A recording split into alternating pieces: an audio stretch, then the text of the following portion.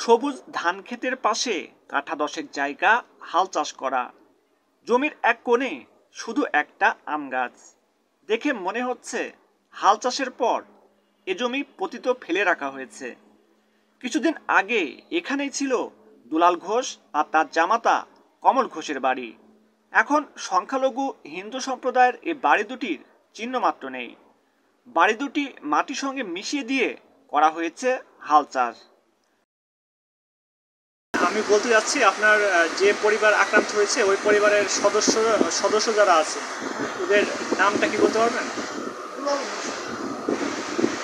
দুলাল ঘোষ। ওখানে কি একটা পরিবার আক্রান্ত হয়েছে না আরো কোনো পরিবার আক্রান্ত? ওই একটা পরিবার, মানে ওরা জ্বালিয়ে রেখেছিল তো, ওই জন্য আমার জানা মতে আপনার ওখানে দুইটা পরিবার আছে, একটা হচ্ছে দুলাল ঘোষ আর একটা হচ্ছে কমল ঘোষ। কমল ঘোষ জায়গা হলো বর্তমানে দুলাল ঘোষের মানে সাপোর্টে এসে ওখানে বাড়ি করে দেবো। কমল ঘোষ হলো আমার সম্বন্ধে। দুলাল ঘোষ আর আপনার কমল ঘোষ। কমল ঘোষ হচ্ছে আপনার জামাতা, জামাই। আচ্ছা, ওনারা দুই পাশাপাশি ওনাদের বাড়ি ছিল। ঘটনাটি রাজশাহীর গোদাগাড়ী উপজেলার মাটিকাটা ইউনিয়নের হিজলগাছি গ্রামে। গত 5 আগস্ট আওয়ামী লীগ সরকার পদত্যাগের মাত্র 1 ঘন্টা পরই বাড়ি দুটিতে হামলা করে লুটপাট চালায় স্থানীয় কিছু দুষ্কৃতকারী। আমি শুনেছি এখানে আপনার দুলাল ঘোষ আর জামাই কমল ঘোষ দুইটা বাড়ি ছিল। তো এই বাড়িগুলো কি হলো?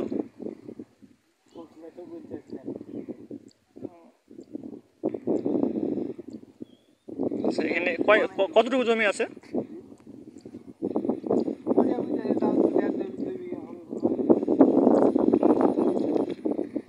এটা আছে আপনার আসলে মানে ন্যায় অর্থে আপনার কার জমি আপনি মনে করছেন?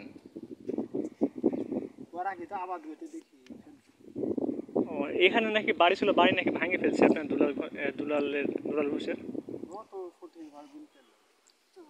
আপনার জানেন নাই?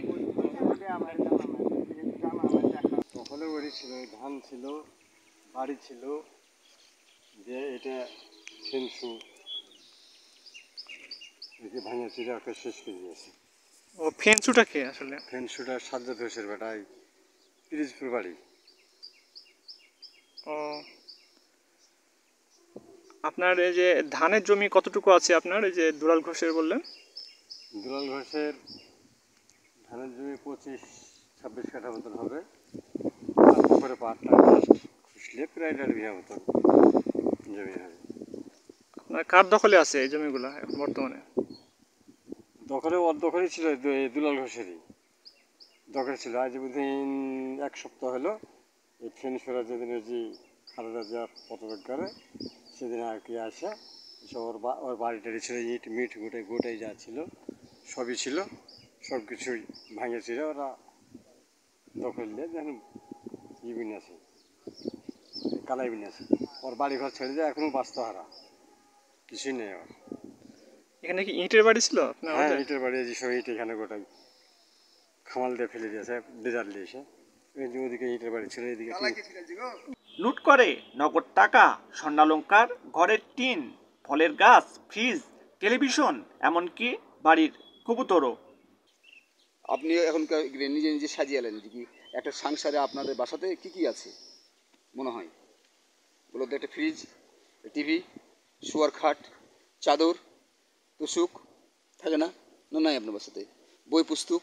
তাহলে হিন্দু শাস্ত্রে এরা হিন্দু, তাহলে এদের বাড়িতে একটা কিন্তু ছোট্ট একটা মূর্তি থাকে যারা পূজা করে। এখান থেকে শুরু করেন, আপনি কি কি লাগে? বাড়ির পাশের প্রায় 1.5 বিঘা জমিতে ছিল ধান, সেগুলো দখলে নিয়েছে হামলাকারীরা। গত 5 আগস্ট রাজশাহীর গোদাগাড়ীতে দুটি হিন্দু পরিবারের সম্পদ লুট করে বাড়িঘর যেভাবে মাটির সঙ্গে মিশিয়ে হাল চাষ করা হয়েছে, ঠিক একই প্রক্রিয়া চলেছে সারা বাংলাদেশে। সাম্প্রদায়িকতার শৃঙ্খল থেকে যতদিন না পর্যন্ত আমরা মুক্ত হতে পারছি, ততদিন না পর্যন্ত সংখ্যালঘুদের উপর হামলা চলতেই থাকবে। রাজশাহীর গোদাগাড়ি থেকে তারেক আজিজ, টিটিভি।